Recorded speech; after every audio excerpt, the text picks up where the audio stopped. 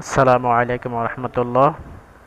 আজকে আমরা সূরা কুরাইশ নিয়ে কথা বলবো এবং সূরা কুরাইশ ভাঙা ভাঙা উচ্চারণও করে দেব এবং সূরা কুরাইশ মিলিয়েও দেব ইনশাআল্লাহ। চলেন আমরা ক্লাসে ফিরে যাই। আউযু বিল্লাহি মিনাশ শাইতানির রাজিম। সূরাতুল কুরাইশ মাক্কিয়াহ। বিসমিল্লাহির রহমানির রহিম। লি ই লা ফি কুরাইশিন।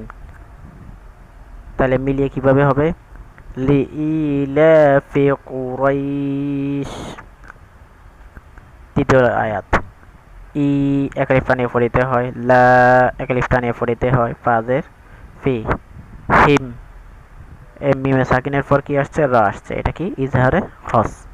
রেফ লা তাশ শি তা। এখানে চার আলিফ টানিয়া পড়িতে হয়, কেন? মধ্যে মুত্তাসিল, উপরে মোটা চিহ্ন আছে। ই ওয়াস ছয় ফি। আচ্ছা, এখানে আমরা একটা কায়দা নতুন বলে দিই। সইফ আমরা পড়াইছিলাম মধ্যে লিনের পর যদি ওয়াকফ হয় তাহলে এক আলিফ টানিয়া পড়িতে হয়। তাহলে মিলিয়ে পড়লে কি হবে? ইলাফিহিম রিহলাতাশ শিতাই ওয়াস সাইফ। পরে ফাল ইয়া বু দু এক আলিফ টানিয়ে পড়িতে হয়। রব্বা হা এক আলিফ টানের মধ্যে বদল।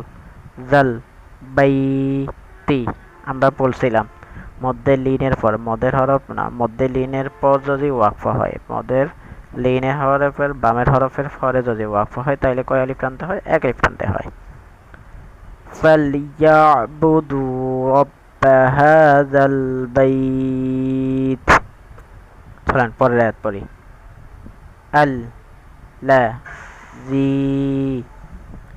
আত আ মা হুম। মিমে সাকিনের পর মিম আসছে, এটা ইদগামে মিসলাইন।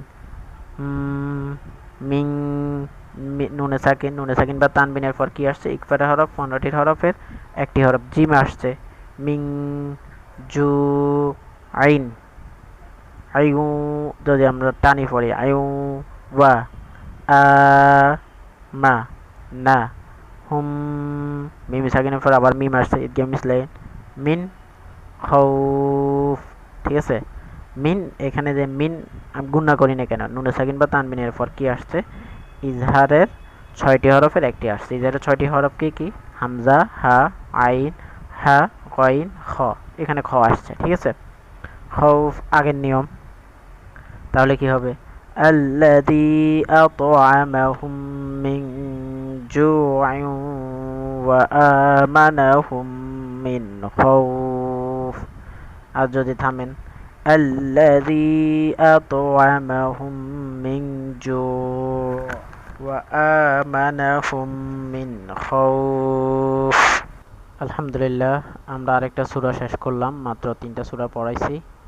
এমনকি আর সামনেরগুলা যেগুলো আছে সবগুলা মিলিয়ে পড়ব, আর ভাঙা ভাঙা উচ্চারণ করব না। আর এই 3টা যেভাবে উচ্চারণ, যেভাবে ভাঙা ভাঙা করছি বা মিলে দিছি, যদি এটা ফলো করেন ইনশাল্লাহ আপনি অল্প দিনেই কনসেপ্ট শিখতে পারবেন। আসসালামু আলাইকুম ওয়া রাহমাতুল্লাহি ওয়া বারাকাতুহু।